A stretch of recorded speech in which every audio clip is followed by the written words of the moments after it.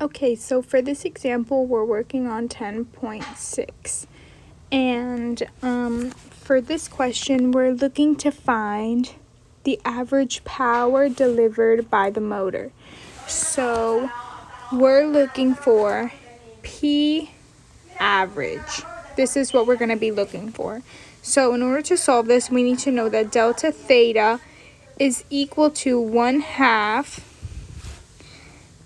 5.0 radians per second squared times 8.0 seconds squared.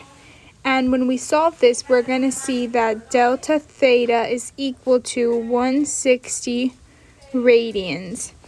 So now what we need to do is use this in our next equation, where W is equal to 10 newtons per meter times 160 radians. So now when we solve this, we're going to see that work is equal to 1,600 joules. So now we need to use this to solve the equation for P average. So P average is equal to W over delta T. So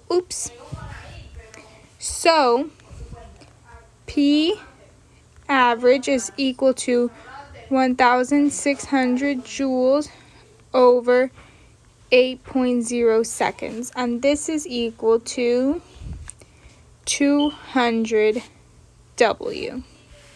So this is the power generated by the motor.